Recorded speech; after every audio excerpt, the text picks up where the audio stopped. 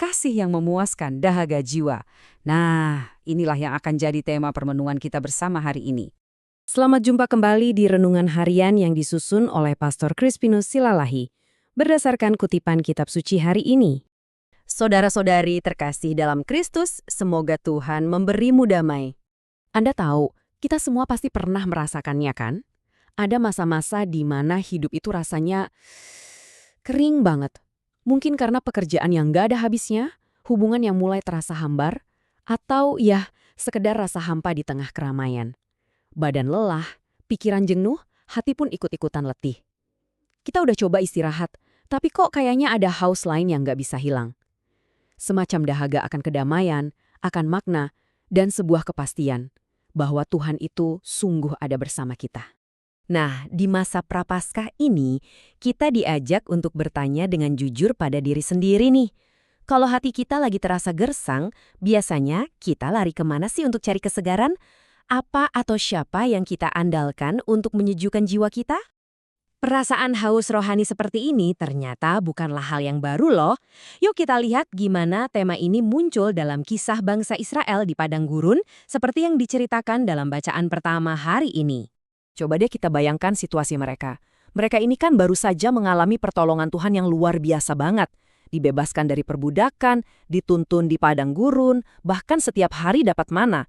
Tapi, begitu kesulitan datang, kali ini kehausan yang hebat, keluhan dan keraguan langsung muncul lagi.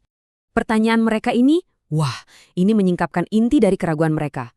Adakah Tuhan di tengah-tengah kita atau tidak? Ini adalah bisikan yang jujur saja mungkin muncul juga di hati kita saat masalah datang bertubi-tubi dan doa terasa kering. Tuhan, Engkau beneran ada di sini nggak sih? Tapi Tuhan tidak meninggalkan mereka dalam keluhan itu. Ia tetap setia. Melalui Musa, ia membuat air memancar dari batu karang. Dan seperti yang diingatkan oleh Santo Paulus bertahun-tahun kemudian, batu karang rohani itu adalah Kristus sendiri. Dialah sumber air yang sejati.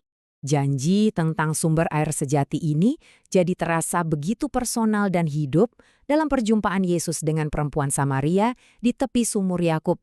Adegan ini sebetulnya luar biasa. Bayangkan, Yesus, seorang Yahudi, lagi lelah duduk di sumur. Lalu ia memulai percakapan dengan seorang perempuan Samaria. Di zaman itu, ini adalah hal yang sangat tidak lazim. Ada sekat suku, sekat iman, sekat sosial di antara mereka. Tapi Yesus, ia meruntuhkan semua tembok itu hanya dengan satu kalimat sederhana. Berilah aku minum. Alur percakapan mereka ini sungguh menakjubkan. Dimulai dari permintaan minum yang biasa, Yesus dengan lembut menuntun perempuan itu kebutuhan yang lebih dalam dengan menawarkan air hidup. Lalu ia menyingkap masa lalunya, dan puncaknya, ia mengajarkan tentang penyembahan yang sejati. Dan disinilah inti dari belas kasih Kristus. Yesus tahu persis hidup perempuan itu yang berantakan dan penuh luka, tapi ia tidak mempermalukannya. Ia tidak datang untuk menghakimi atau menghancurkan, melainkan untuk menyembuhkan. Ini adalah undangan buat kita semua di masa Prapaskah ini. Datanglah kepada Kristus apa adanya, tanpa harus nunggu jadi sempurna dulu. Jadi, apa sih sebenarnya air hidup yang Yesus tawarkan ini? Yuk, kita coba bedah maknanya lebih dalam. Jadi, air hidup itu bukan sekedar solusi cepat atau penyegar sementara. Ini adalah sebuah hidup ilahi yang baru, sebuah mata air yang Tuhan tanamkan di dalam diri kita. Dan mata air ini, yaitu Roh Kudus, akan terus-menerus memancar, memberikan kekuatan dan kehidupan sampai kepada hidup yang kekal. Janji Yesus ini diteguhkan lagi oleh ajaran Santo Paulus. Harapan yang kita miliki itu bukan harapan kosong, tapi sungguh nyata, karena kasih Allah sendiri telah dicurahkan ke dalam hati kita melalui Roh Kudus yang diberikan kepada kita. Dan inilah yang jadi dasar kepercayaan kita. Kasih Allah itu proaktif. Kristus nggak nunggu kita jadi baik dulu baru bertindak, justru sebaliknya, Ia mati untuk kita saat kita masih lemah dan berdosa. Dialah yang lebih dulu mendatangi kita di saat kita paling membutuhkannya. Nah, pertanyaannya sekarang, bagaimana kita menjawab tawaran yang luar biasa ini, khususnya di masa Prapaskah?